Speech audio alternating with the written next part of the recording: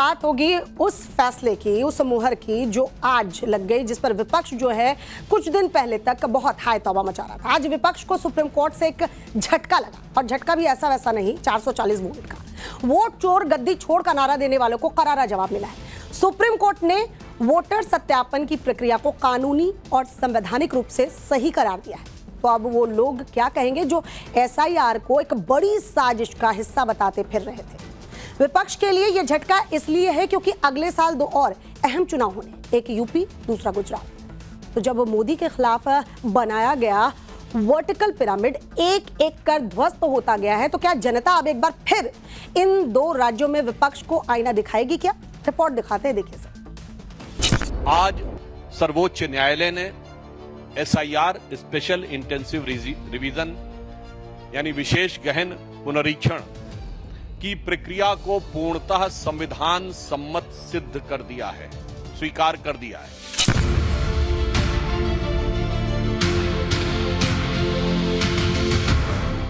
देश के सिस्टम के ऊपर से लोगों की विश्वसनीयता समाप्त हो गई है, और ऐसी परिस्थिति में चाहे न्यायालय, न्यायपालिका के लोग, ये एसआईआर संवैधानिक है या नहीं है, ये तो विवाद ही नहीं था।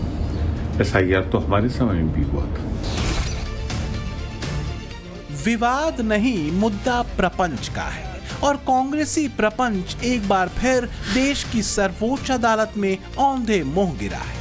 चुनाव आयोग के एसआईआर यानी वोटर लिस्ट के गहन पुनरीक्षण प्रक्रिया को देश की सर्वोच्च अदालत ने संविधान संगत और न्याय संगत पाया है, और अब विपक्ष और खासकर कांग्रेस और उसके नेता को दिल्ली की गर्मी ज्यादा तीखी लग सकती है। एसआईआर पर सवाल उठाकर चुनाव आयोग की स्वतंत्रता को चुनौती दे रहे विपक्षी दलों को आज सुप्रीम कोर्ट ने बड़ा झटका दिया है। चीफ जस्टिस सूर्यकांत की अध्यक्षता वाली बेंच ने ये फैसला किया कि एसआईआर वैध और संवैधानिक प्रक्रिया है, और ये प्रक्रिया पूरी तरह कानूनी है। तो क्या दिल्ली के 45 डिग्री के तापमान में ये विपक्ष की राजनीति पर वज्रपात हो गया? कहां तो सिलसिलेवार हार दर हार का ठीकरा ईवीएम से लेकर चुनाव आयोग और एसआईआर तक पर फोड़ा जा रहा था, अब उस एसआईआर वाले विपक्षी गुब्बारे को सुप्रीम कोर्ट ने फोड़ दिया। सुप्रीम कोर्ट ने अपने फैसले में कहा कि संवैधानिक व्यवस्था और जन प्रतिनिधित्व कानून के तहत चुनाव आयोग को मतदाता सूची का गहन पुनरीक्षण करने का पूरा अधिकार प्राप्त है। इसके साथ ही चुनावी प्रक्रिया में लोगों को शामिल करने का चुनाव आयोग का अधिकार सीमित है। अगर किसी का नाम हट जाता है तो इसका मतलब ये नहीं होता कि उसकी नागरिकता खत्म हो गई। जाहिर है ये विपक्षी पार्टियों और खासकर कांग्रेस के उस नैरेटिव की हवा निकलना है जिसके जरिए वो ये जताती और बताती रही है कि उसे हराने की साजिश रची जा रही है, उसके वोटर्स को वोटर लिस्ट से बाहर करके। आपको सावधान रहना है। पोलिंग बूथ पे अगर बीजेपी के लोग वोट चोरी करने की कोशिश करें, अगर इलेक्शन कमीशन के लोग वोट चोरी करने की कोशिश करें, तो आपकी जिम्मेदारी बनती है कि आप उनको रोकें। आप रोकोगे, नहीं रोकोगे?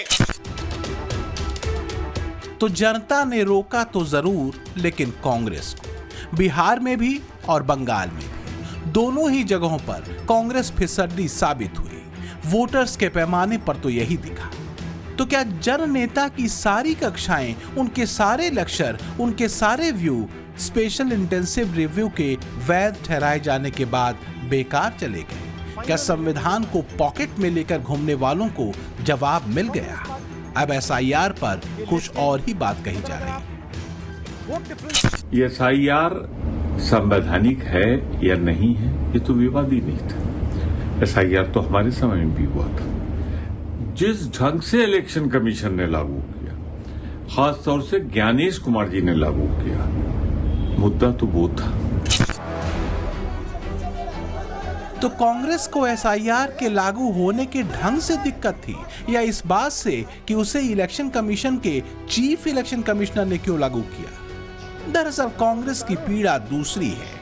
एक्सपर्ट कहते हैं कि उसके नेता पार्टी की अधोगति से नहीं, परिवार की पीड़ा से दुखी हैं। परिवार की पीड़ा यह है कि पहली बार उसके हिस्से में फिलहाल तो 15 साल लंबा सत्ता वनवास दिख रहा है और अगर 27 में यूपी में कांग्रेस चूकी तो फिर 29 में राहुल चूक जाएंगे। लिहाजा आंगन को ही टेढ़ा बताने की प्रक्रिया जारी है।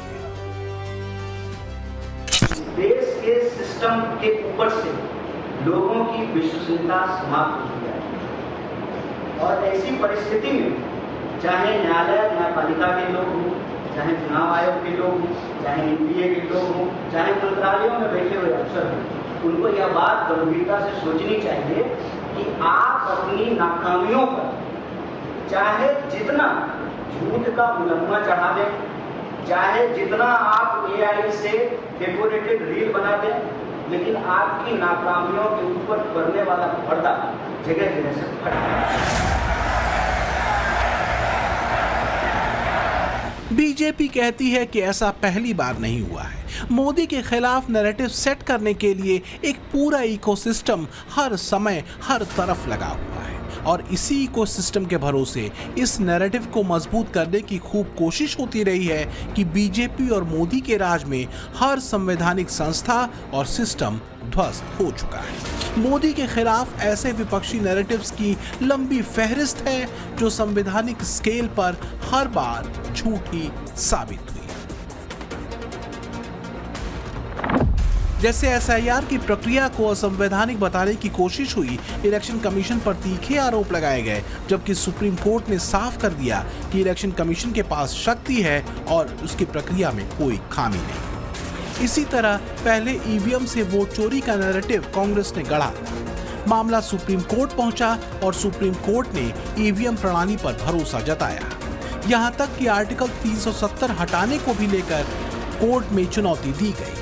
सर्वोच्च अदालत ने इस फैसले को भी संवैधानिक सीमाओं में वैध ठहराया। तो वहीं PMLA के तहत जब ED की कार्रवाई तेज हुई तो विपक्षी नेता सुप्रीम कोर्ट पहुंच गए। सुप्रीम कोर्ट ने साफ कहा कि ED की शक्तियां असंवैधानिक नहीं हैं। आज सर्वोच्च न्यायालय ने SIR स्पेशल इंटेंसिव रिवीजन यानी विशेष गहन पुनरीक्षण की प्रक्रिया को पूर्णतः संविधान सम्मत सिद्ध कर दिया है, स्वीकार कर दिया है। मुझे लगता है कि राजनीतिक पराजय के बाद और देश में अराजकता अव्यवस्था उत्पन्न करने की नैतिक पराजय के बाद अब यह विपक्ष और विशेषकर कांग्रेस पार्टी की संवैधानिक धरातल पर भी यह पराजय हुई है। सच ये है कि कांग्रेस मुश्किल दौर में है और उससे भी कड़वा सच ये कि संविधान की किताब को लेकर घूमने के बावजूद मोदी के खिलाफ सेट किए जा रहे उसके नैरेटिव एक एक कर संवैधानिक बिंदुओं पर ही खारिज हो चुके हैं और हो रहे हैं। कांग्रेस और उसके नेता के कुछ और नैरेटिव्स देखिए जो कोर्ट में टिक नहीं सके। जैसे आधार को लेकर लोगों के बीच ये नैरेटिव फैलाया गया कि इससे लोगों की जासूसी की जा रही है। मामला सुप्रीम कोर्ट पहुंचा और सुप्रीम कोर्ट ने आधार को वैध बताया और पैन आधार लिंकिंग को सही पाया। इसी तरह पेगासस ऐप पर भी खूब बखेड़ा कांग्रेस ने खड़ा किया। कहा यह गया कि मोदी सरकार बड़े लोगों, पूर्व ब्यूरोक्रेट्स और विपक्षी नेताओं की जासूसी कर रही है। मामला जब कोर्ट पहुंचा तो विपक्ष अपने आरोप सिद्ध नहीं कर सका। इसी तरह राफेल मुद्दे पर भी चौकीदार चोर है वाला नैरेटिव राहुल गांधी ने खूब चलाया, लेकिन हुआ ये कि इस मुद्दे पर आखिरकार उन्हें माफी मांगनी पड़ी।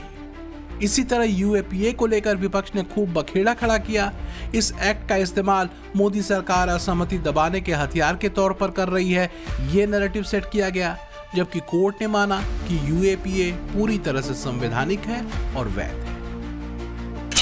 जरा मोदी जी को बताइए, वोट चोर, वोट चोर, वोट चोर, ये जो आवाज है सुनामी जैसे बिहार से निकल आएगी और हर प्रदेश में ये फैलेगी और अंत में पूरे देश को पता लग जाएगा कि नरेंद्र मोदी। राहुल गांधी नैरेटिव के भरोसे सुनामी की उम्मीद करते रहे और जमीन नीचे से खिसक कर मोदी की तरफ शिफ्ट होती रही।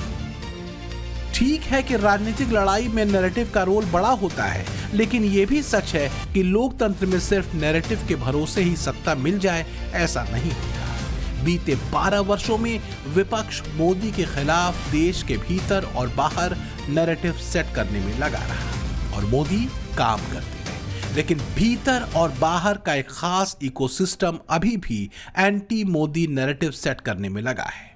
और इस नैरेटिव के निशाने पर सिर्फ पीएम मोदी की हिंदू छवि नहीं है, बल्कि योगी, हिमंता और पुष्कर सिंह धामी की हिंदू छवि भी है। सच ये है कि मोदी के खिलाफ खड़ा किया गया हर एक विपक्षी नैरेटिव संविधान के पैरामीटर पर ध्वस्त हुआ और हर बार मोदी पर देश की जनता का भरोसा बढ़ा।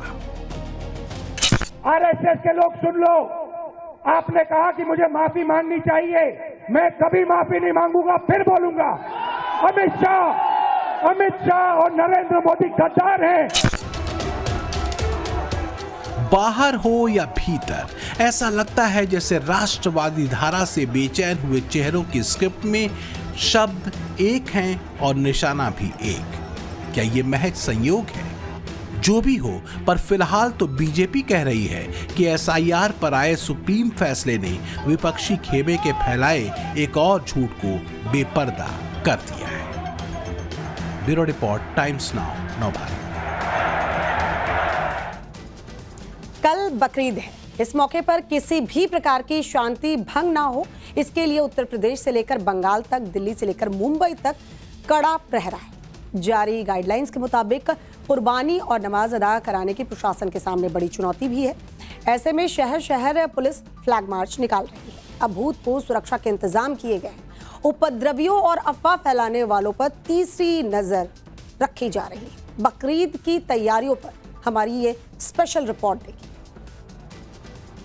फ्लैग मार्च किया जा रहा है वाराणसी की सड़कों पर। हम तस्वीरें आपको दिखाने की कोशिश कर रहे हैं कि पैरामिलिट्री फोर्स के साथ साथ जो काशी जोन की जो पुलिस है वो इस वक्त सड़कों पर है। दिल्ली पुलिस जगह जगह पर सतर्क नजर आ रही है और सेंट्रल डिस्ट्रिक्ट में खुद डीसीपी पूरे दल बल के साथ फ्लैग मार्च करते हुए नजर आ रहे हैं। खुराफात करने की कोशिश करते हैं, अफवाह फैलाने की कोशिश करते हैं, उन पर कठोर कार्रवाई की जाएगी। दादा आप ये बकरा लेकर जा रहे हैं? बाहर लेके जा रहे हैं। बीएमसी वालों के कहने के बाद? हाँ, बीएमसी वाले कहने के बाद लेके जा रहे हैं।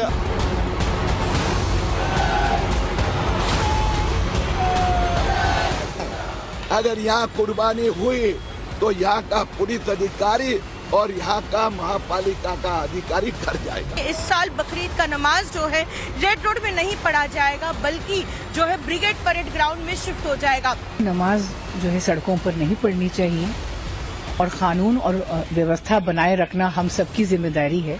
तैयारी पूरी है, कुछ ही घंटे बचे हैं। कल सूरज निकलते ही बकरीद का त्योहार शुरू हो जाएगा, लेकिन इस बार बकरीद पर देश के अलग अलग राज्यों में सुरक्षा का कड़ा पहरा है। यूपी से लेकर बंगाल तक, दिल्ली से लेकर महाराष्ट्र तक पुलिस हाई अलर्ट मोड में है। संवेदनशील इलाकों में पुलिस की नजर कड़ी है, ड्रोन से निगरानी हो रही है, फ्लैग मार्च निकाला जा रहा है। दरअसल यूपी से लेकर पश्चिम बंगाल में सार्वजनिक जगहों पर कुर्बानी बैन है। मुंबई के कई इलाकों में बकरीद से पहले जबरदस्त तनाव है। प्रशासन ने कुर्बानी की जगह तय कर दी है।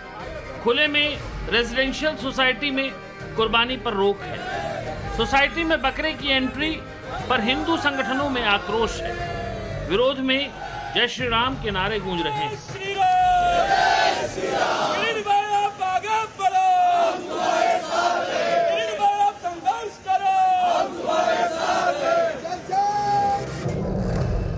सबसे पहले बात यूपी की करते हैं।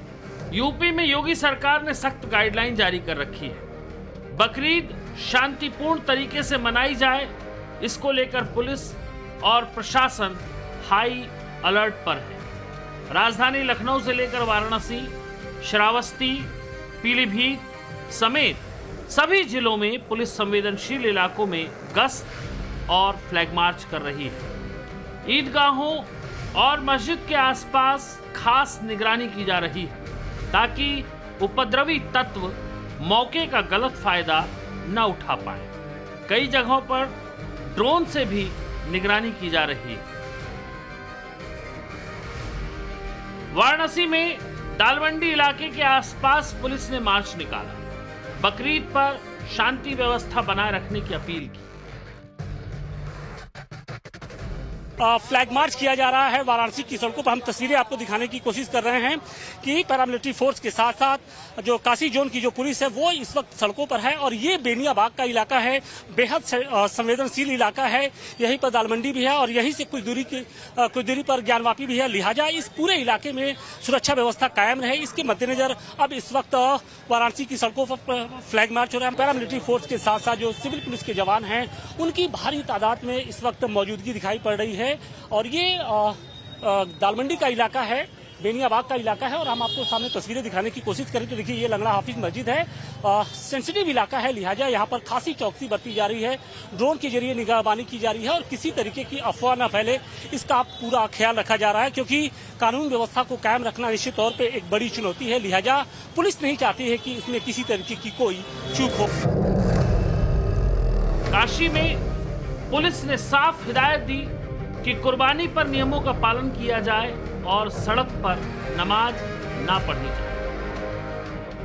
जितने भी धर्म गुरु हैं सबके साथ बैठक कर ली गई है। यहाँ पे सभी को बताया गया है कि जो भी प्रतिबंधित पशु हैं किसी का भी कटान नहीं होना चाहिए और जितने भी कटान होंगे वो घरों के अंदर और निर्धारित स्थलों में होंगे। और साथ ही साथ जो नमाज है वो कहीं पे भी सड़कों पे ना पढ़ी जाए। यहाँ पे संख्या ज्यादा है, वहाँ 2 शिफ्टों में नमाज कराई जाए। देखिए यहाँ सभी लोगों को बोला गया है कि किसी भी तरीके की कोई अफवाह ना फैलाएं, कोई भी समस्या होती है तो उसमें पुलिस को तत्काल सूचना दें और जो भी कार्रवाई है पुलिस द्वारा की जाएगी। उत्तर प्रदेश के श्रावस्ती में भी पुलिस प्रशासन चौकन्ना है। वहाँ लॉ एंड ऑर्डर को लेकर पुलिस ने बैठक की। संवेदनशील और अति संवेदनशील इलाकों में सुरक्षा के कड़े इंतजाम किए गए।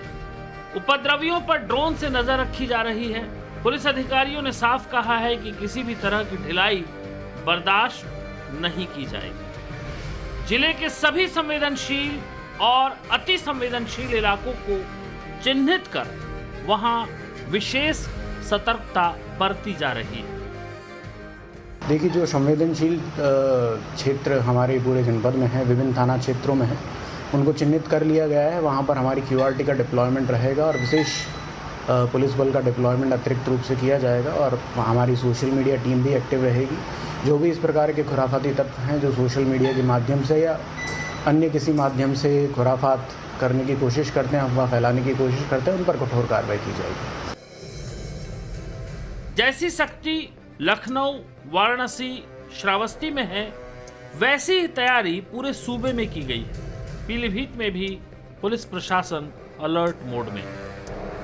हर गांव में उपद्रवी और खुरापाती तत्वों पर पैनी नजर रखी जा रही है। बकरीद से ठीक पहले भारी पुलिस बल के साथ फ्लैग मार्च निकालकर पुलिस ने सुरक्षा व्यवस्था का जायजा लिया। उपद्रव फैलाने वालों को सख्त चेतावनी दी, लोगों से शांति बनाए रखने और नई परंपरा लागू न करने के साफ निर्देश दिए। यूपी की तरह ही दिल्ली में भी बकरीद पर सुरक्षा का कड़ा पहरा है। किसी भी तरह से त्योहार के मौके पर शांति भंग न हो, इसके लिए पैनी नजर रखी जा रही है।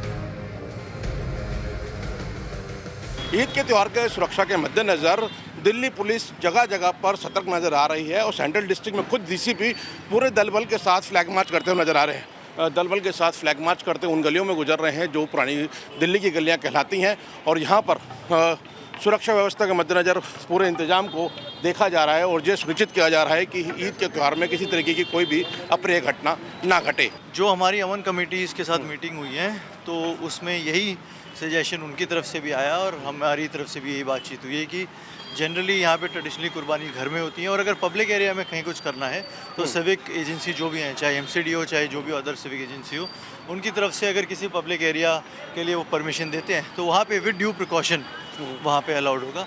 ये ज़रूर बताया गया है कि जो भी आप करें ये ज़रूर मन में रखें कि दूसरे जो पॉपुलेस है या जो वहाँ की जनरल जनता है उनको किसी तरह से परेशानी ना हो। लेकिन बकरीद से ठीक पहले सबसे ज्यादा बवाल महाराष्ट्र में मचा हुआ है। महाराष्ट्र के अलग अलग इलाकों में कुर्बानी के लिए लाए जा रहे बकरों को लेकर संग्राम मचा हुआ है। आरोप लगाए जा रहे हैं कि गाइडलाइन के बावजूद कुर्बानी के नाम पर नियमों को तोड़ा जा रहा है। खुले में कुर्बानी की तैयारी की जा रही है। महाराष्ट्र के मीरा भाईंदर और घाटकोपर की कई सोसाइटी में इतना टकराव बढ़ा कि पुलिस फोर्स को तैनात करना पड़ा। शांति व्यवस्था बनाए रखने के लिए फ्लैग मार्च तक करना पड़ा। घाटकोपर की सागर पार्क सोसाइटी में बवाल इतना बढ़ गया कि बीएमसी को पुलिस की मदद से सोसाइटी से कुर्बानी के लिए लाए गए बकरों को पिकअप वैन में भरकर बाहर करना पड़ा। बीएमसी के कर्मचारी वहां पर पहुंचे हैं, गाड़ी लेकर अंदर गए हैं। जितने भी बकरे हैं उनको बाहर निकालने की जो कवायद है वो शुरू हो गई है। लेकिन कुछ ऐसे लोग भी हैं जो अपना बकरा लेकर आए थे, सोसाइटी से खुद लेकर बाहर चले गए हैं। दरअसल यहाँ पर हिंदू समुदाय के लोगों ने पार्किंग में बकरे रखने और फिर कल होने वाली कुर्बानी का विरोध किया था। बताया जा रहा है कि सोसाइटी के एसोसिएशन का अध्यक्ष मुस्लिम समुदाय से है। उसने बिना सदस्यों की मंजूरी के ये फैसला लिया था। दूसरी तरफ मुस्लिम पक्ष का कहना है कि वो बीएमसी के फैसले के खिलाफ कोर्ट भी जाएंगे। हम अपना बकरा लाए परमिशन से, जो गवर्नमेंट की पॉलिसी से परमिशन हमको मिला और उसके बाद परमिशन मिला हुआ है और उसके बाद किसी पॉलिटिकली प्रेशर से परमिशन कैंसिल किया गया तो दहशत वो लोग फैला रहे। हम तो दहशत फैला रहे। दहशत मैंने काम वो करे। क्या आप लोग कोर्ट के दरवाजा भी खटखटाने के कोर्ट का दरवाजा हम लटका ये करेंगे, कभी रुक करेंगे? बिल्कुल करेंगे। तो हम लोग को इन्फॉर्म भी नहीं किया कि हम लोग परमिशन लेने जा रहे हैं। तो फिर हम लोग को मालूम ही नहीं पड़ेगा तो हम लोग कैसे ऑब्जेक्शन देंगे? इस बार सब लोग बोला नहीं अपने को ऑब्जेक्शन लेने का है। तुम लोग सही कर दो, 50-60 जन सही करो तो हम ऑब्जेक्शन लेंगे। घाटकोपर की सागर पार्क सोसाइटी में बवाल इतना हुआ कि हिंदू पक्ष ने जमकर नारेबाजी की। बीजेपी नेता किरीट सोमैया अपने समर्थकों के साथ घाटकोपर की उस सोसाइटी में पहुंच गए जहां बकरों को लेकर बवाल मचा हुआ था। किरीट सोमैया के पहुंचते ही वहां मौजूद लोगों ने जय श्री राम के नारे तक लगाए।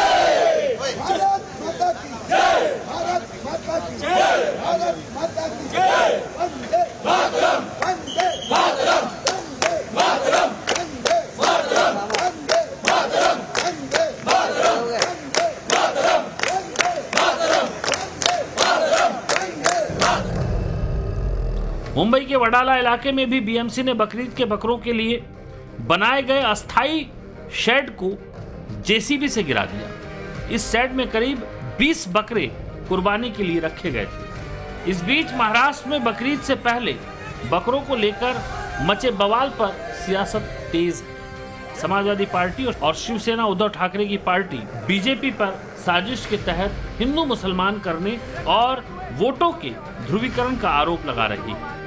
तो बीजेपी नेता किरीट सोमैया साफ लहजे में चुनौती दे रहे हैं कि अगर घाटकोपर की सोसाइटी में कुर्बानी दी गई तो फिर पुलिस अधिकारी और महानगर पालिका अधिकारी के खिलाफ कड़ा एक्शन होगा। पश्चिम बंगाल में भी इस बार बकरीद का माहौल बदला सा है। शुभेंदु सरकार एक्शन मोड में है। गौवंश की कुर्बानी पर रोक लगाई जा चुकी है। सड़क पर नमाज पढ़ने की सख्त मनाही है, जिसका असर भी दिखने लगा है। कोलकाता की जिस रोड पर सालों से नमाज पढ़ी जाती थी, इस बार सरकार की सख्ती की वजह से वहां नमाज नहीं होगी। अब नमाज रेड रोड वाली जगह से हटकर ब्रिगेड परेड ग्राउंड में होगी।